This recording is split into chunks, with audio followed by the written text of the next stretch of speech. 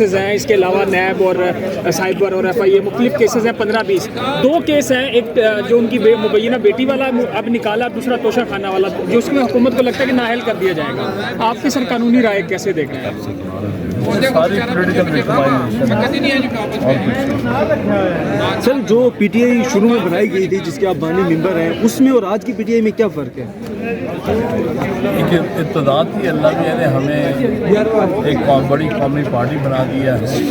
چند لوگوں سے ہم نے ایک شروعات کی تھی اور یہ اللہ کا فضل ہے اور عمران خان صاحب کی محنت کا نتیجہ ہے کہ یہ ایک بہت بڑی قومی جماعت بن گئی ہے. دنیا اس وقت پاکستان کی سب سے بڑی پولیٹیکل لیڈر پارٹی بن چکی ہے. اچھا، حامد خان صاحب ایک عرصے تک آپ پارٹی سے ناراض رہے، وہ ناراضگی کی وجہ کیا تھی؟ دور ہوئی ہے تو آپ واپس آئے؟ پارٹی سے میری کبھی کوئی ناراضگی نہیں، میں اس کا فاؤنڈر ہوں. چند شخصیات سے رہی. ہاں، عمران خان سے کچھ اختلافات تھے اور میں تو جہاں کہیں اصولی اختلاف ہو تو میں کرتا ہوں اور عمران خان صاحب کو پتہ ہے. اب جو پارٹی کے اب جو پارٹی کے عہدے دران ہیں، کیا سمجھتے ہیں؟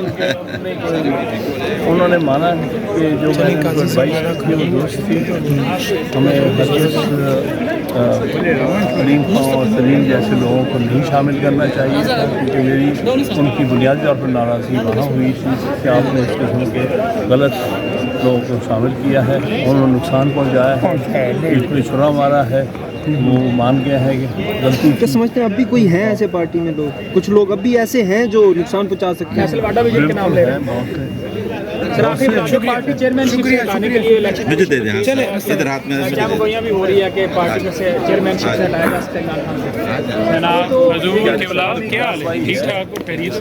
مولانا عمران خان صاحب اس وقت پاکستان کے سب سے حد مزید لیڈر ہیں. ان کو کوئی ہٹا نہیں سکتا، نہ ان کی عزت میں کمی لا سکتا.